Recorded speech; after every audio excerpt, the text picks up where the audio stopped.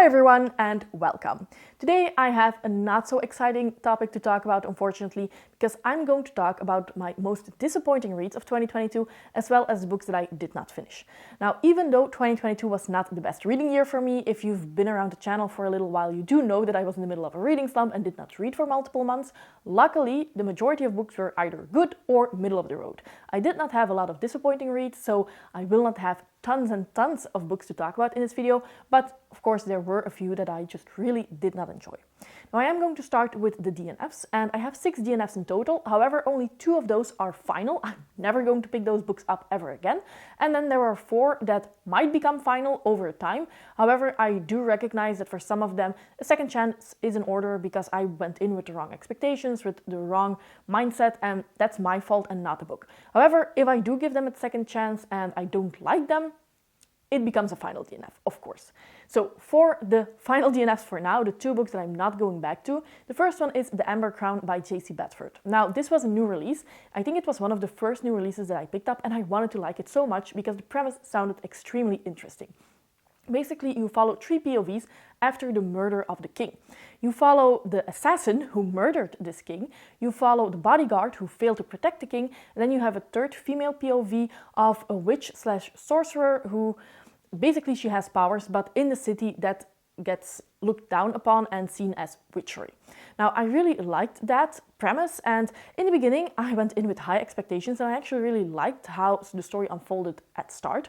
However, as the story progressed, I realized that I really didn't like the characterization. It was very one-dimensional, it was not really a deep characterization, and it was very much more plot-driven than character-driven, and I am more a character-driven reader.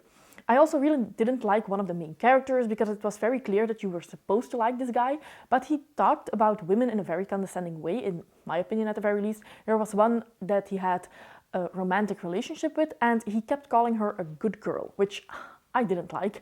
And then we also have an instance of assault towards a female character, and of course this leads to some trauma. However, afterwards that female character has a dream in which she gets chased by a big purple and at that point I realized that I didn't like the story enough to actually continue, so that was DNF, and I'm never going to get back to that one. So unfortunately, really wanted to like it. It sounded like a unique standalone in fantasy, and I'm always on the hunt for those, but did not like it. For my second final DNF, this is one that I'm not going to talk too long about because I have multiple videos explaining why this series did not work for me, but that is Stormlight Archive by Brandon Sanderson. I did finish the first book, The Way of Kings. This was a disappointing read. It's not that it's bad in any sense of the word, but just in a way that this was not the type of fantasy that I gravitate towards. There are definitely some Brandon Sanderson books that I really enjoy. I enjoy Mistborn Era 1, I enjoy his 2 standalones, Elantris and Warbreaker. However, I did think that they were just fun, quick reads. And I was hoping that Stormlight Archive was going to bring more to the table because a lot of people told me this is his best work yet. If you don't really like how superficial his other works are, definitely pick up Stormlight Archive. It's going to be more your cup of tea. So I thought that this was going to be a new all-time favorite series. However, like I said, Way of Kings was a disappointment, and then Words of Radiance, the second book, was a DNF.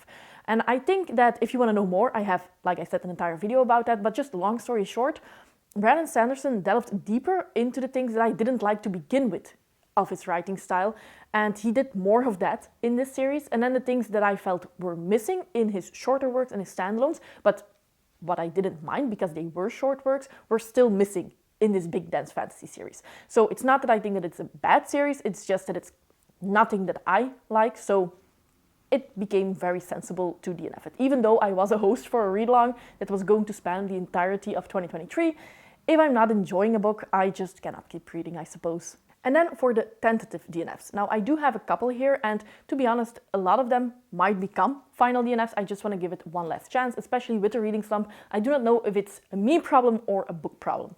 The first one is The Witch and the Tsar by Olesya Gilmore. Now, this is a standalone, and I picked it up. It's also a new release, came out in September of 2022.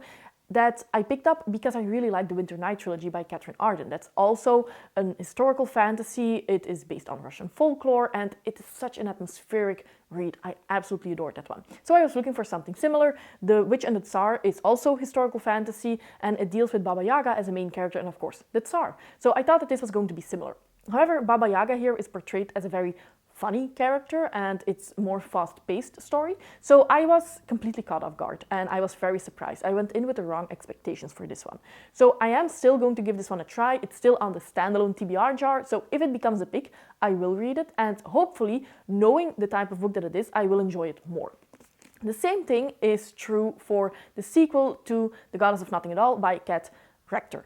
Now, this is a duology. It's a duology of the Forgotten Runes, if I'm not mistaken, and the second book is Epilogues for Lost Gods. Now, The Goddess of Nothing at All, I read in 2021, was one of my favorite books of the year. I really enjoyed that one. That tells the story of Sigyn, who is one of the wives of Loki. However, in the second book, the way of writing changed completely, and I think that that's because in the first book, Sigyn is your main POV. In the second one, at least up until the point that I read, Loki was a very big character. But of course, again, Loki is a trickster, and just like Baba Yaga in The Witch and the Tsar, that changed the way that the story was told, and I didn't really like that. So I put it down. Now, I still really love The Goddess of Nothing at All, and even though this is duology, the end of The Goddess of Nothing at All works as an ending of that standalone then.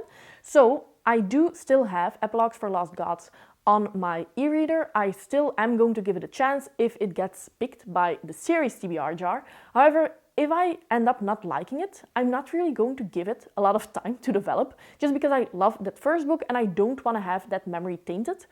It works as a standalone. If I'm not loving the sequel, I'm not going to pick it up. Especially because I have heard from somebody else that they loved The Goddess of Nothing at All and then also had to DNF the sequel because they didn't like it and they also saw that shift. So we will see, but if I don't like it, I don't like it. The same is true for this one. It was a bad year for duologies, it seems, because that is Heart of the Sun Warrior by Su Lin Ta. Now, this is a sequel to Daughter of the Moon Goddess, and this one came out also earlier this year. It was one of my favorite reads of the year. However, this sequel, it's just not the same. The first one was very sweet. It was very heartwarming. You are following a young girl who is on a secret quest. And she comes into the castle of the Celestial Kingdom. She comes undercover and she has a very clear quest to save her mother. However, when she lives in that kingdom, she learns to know other people, and even though they are the enemy, knowing them, living together with them, of course you form a bond, and you could really follow her struggles, and I really enjoyed that. It also had a romance that was very sweet. It had a love triangle, which I normally don't like, but there it was done very well. However, I think that it could have been a standalone, and then this one was kind of unnecessary. I did not listen to a lot, but not a lot happened in the beginning. There were just a lot of dialogues, a lot of just info dumping, a lot of exposition of why something was going to happen. And even though the first one, it is marketed as adult, I can see why it is also seen as YA, but I thought that that was just a good book. YA can also be good. This one felt YA in the worst sense of the word. I know that a lot of people use it as a condescending term, and I don't want to use it like that, but what a lot of people think YA is when they think that it's bad, that was what this felt to me. So again, I am going to give it a second chance because I have the hardcover, and to be honest, I want to like this duology, the duology of the Celestial Kingdom, but if I don't, I will not read it. So this is a tentative DNF, but at the same time, if this becomes a series TBR jar pick and I don't like it 50 pages in, I'm going to DNF it and it becomes a final DNF. So things can happen either way. And then the final one, this is definitely a me problem and not a book problem, and that is Memories of Ice by Steven Erikson. Now, I really loved Dead House Gates, and I actually enjoyed Gardens of the Moon as well. So really liking those two books and not really understanding why everybody said it was such a dense series and it's such a difficult series to understand and you really need to prioritize that series made me underestimate the series. So I don't really think that I have the headspace and the time to read this series and enjoy it for what it is. This is a 10-book long series. If you also count the Esselmont books and the other series that are spin-offs, it's a very long series. And I do think that this one only shines or only has the ability to shine if you prioritize it. At this point in time, this was not an all-time favorite series. I also don't really think that it has potential to become an all-time favorite series, just because it's not as character-driven and it is more military fantasy than I normally gravitate towards. I do think if I pick it up in a later point in time and I do prioritize it, that it will become a series that I will enjoy.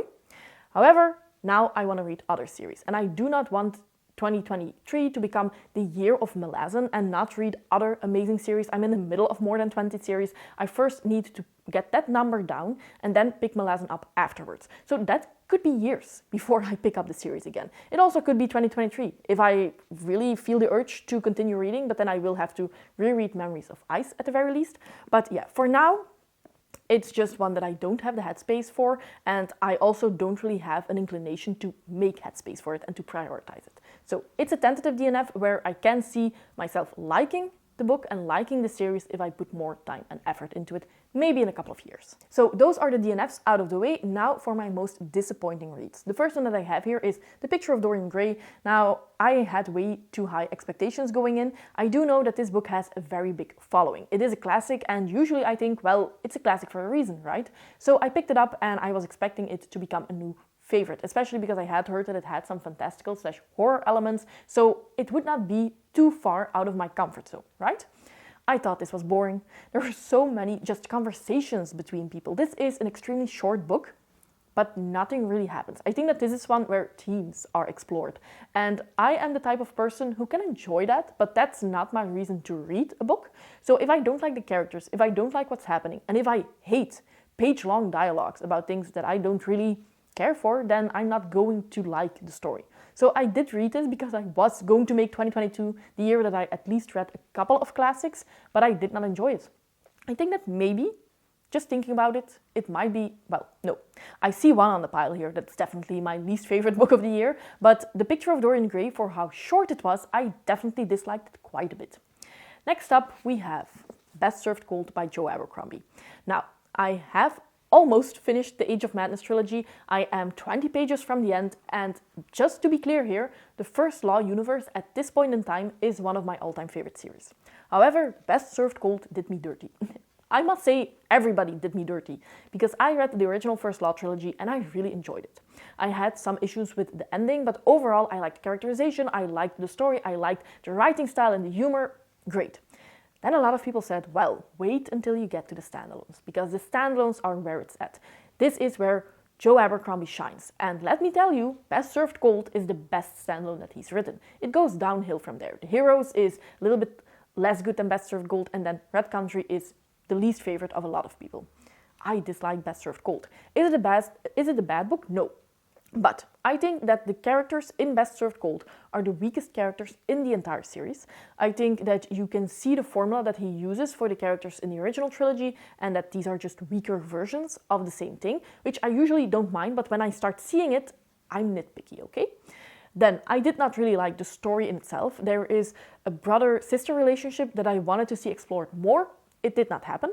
And then the final quarter of the book were battles, battles, battles. And at that point, I had just checked out. Mentally, I checked out, and it was battle after battle after battle, and I just really did not care how it was going to end. So overall, bad book? No, just really not what I was looking for, especially expecting to have a new all-time favorite. And I am definitely somebody with an unpopular opinion about the standalones, I suppose, because really disliked Best Served Cold, liked the Heroes quite a bit, and loved Red Country. So, there's that. Another book that I just did not like as much as I was expecting to, and that is Priest of Bones by Peter McLean. Now, this is the first one in the War of the Rose series. 4 or 5 books, something like that. It is completed, if I'm not mistaken. And this first one is often advertised as, this is Peaky Blinders, but then fantasy. It is grimdark. I was expecting to absolutely adore it. However, this is not a bad book. It is very much Peaky Blinders, but make it fantasy. But it is extremely fast-paced. And I am somebody who likes slow books. I am not the biggest action fan. That's true for books, that's true for movies, that's true for all sorts of media. And this was a lot of action. I can definitely see a lot of fantasy fans, a lot of grimdark fans absolutely loving this. Also, it is told from the POV of, yes, he's also called Thomas Piety. And he has a very recognizable voice, which I think is a great job by the author. However, this voice did not work for me. So overall, I can see what the author did. I can see that it will probably be a favorite of a lot of people, but it's not my type of fantasy. So was going in with high expectations, especially because I do like Peaky Blinders, the TV show, but as a fantasy and with the fast-paced thing, and also it really, really was Peaky Blinders. So the story in itself was not that original. It just did not work for me. Next up we have, I don't even know how to explain this, but it is Temple of No God by H.M. Long. This is it is advertised as a standalone, but to be honest, the first one that you need to read.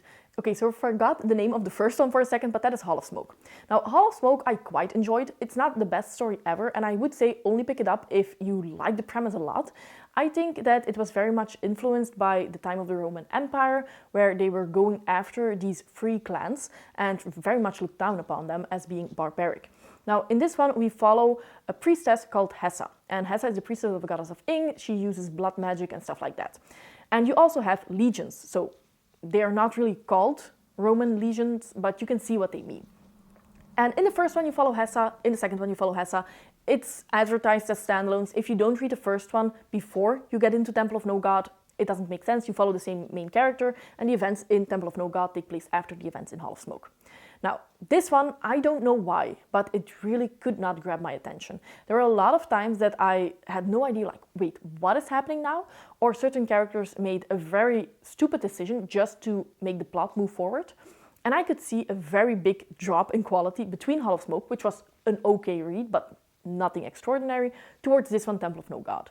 I do know that she's coming out with a new book in the same vein, and it is Barrow of Winter or something, and it does follow a new main character. So I've wondered, maybe I should pick it up, but then I remember that not only do I think the story of Hessa is told, I just also think that in general, I'm not that inclined to pick it up. I don't think that the story will be very interesting, and I think that Hall of Smoke, which was an okay read, should just stay as a standalone in my mind. So one that if you like that idea of gods, rootless gods, and getting to know more of the gods and what they actually mean, then pick up Hall of Smoke. Don't pick up Temple of No God, to be honest.